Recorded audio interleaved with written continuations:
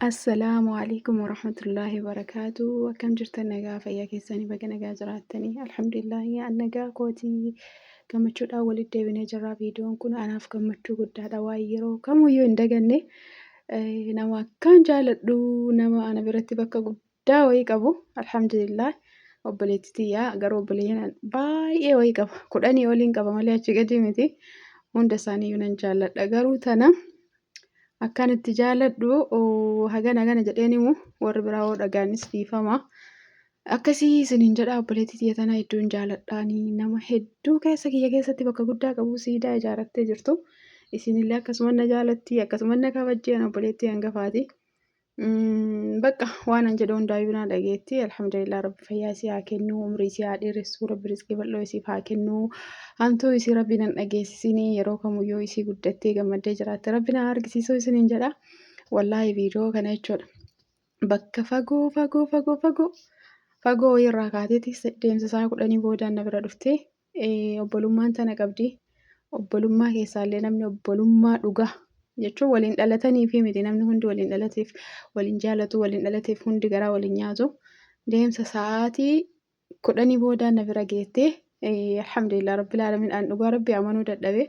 Yeroo baay'ee fiilmii na fakkaata. Ani biyya kana keessatti yeroo lamaan argee yeroo lachuunu aarsaa guddaa kafaltee na bira dhufte. Jechuun amanuuf iyyuu ka ulfaatu maashaallah rabbiin araba isaaniillee miskiina godheefi jira araba isiin bira jirtu san. Araba nagaa wayiiti achi booda akkasitti wal arginee kuni sixootaa fi kennaa kiyya maashaallah yeroo kamiyyuu isin dagadhu ni dhugaa rabbi. Akkas isiniin jedha alhamdulillah bakka fagoo Suudii mana keessa taatee garuu Suudiin silaa yoo xiqqoo miti maashaallah biyya guddoodha. Biyya bal'oodha biyya akka badaa bal'attu. Bakka fagoo wayiitti wal arginee anillee riyaadiin irraa fagoo deeme isiin illee achirraa fagoo deemte garuu bakka jidduu keessatti wal argine alhamdulillah rabbiin galanni haa ga'u. Akkasitti yeroo bareedaa dabarsinee wajjin sa'aatii muraasa turre garuu yeroo dheeraa miti sa'a muraasa turre waan hin dagannee wal bira kaannee wal biraa deemne alhamdulillah rabbiin galanni haa ga'u fedhii rabbiitiin akkasumatti daawwannaan keenya itti fufee.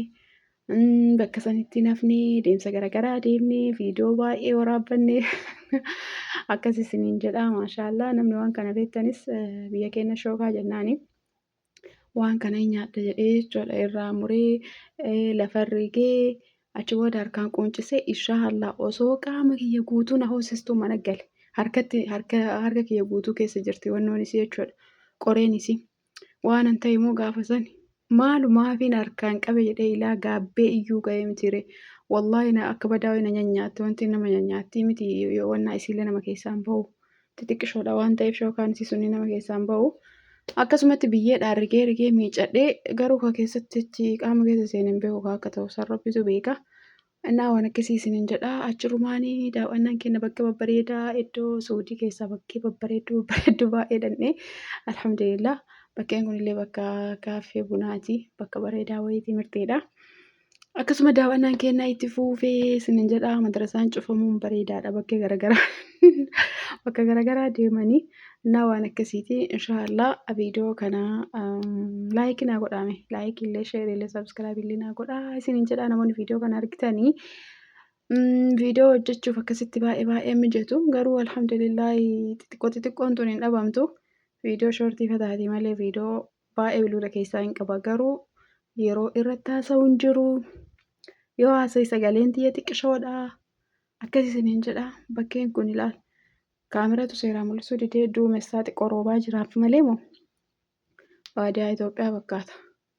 Sanuyyuu gammoojjii Itoophiyaa keessaa safara kam jira akkas fakkaata. Guyyaan viidiyoo kana waraabe immoo guyyaa bakka wayii deemnee ammallee.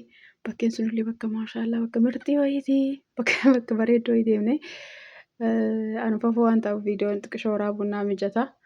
Viidiyoo baay'een tursiisee waraabuu malee akkasumatti deemaa turre isiniin jedha inshaallah boqonnaan keenya kan madrasaan cufamuu kana fakkaata.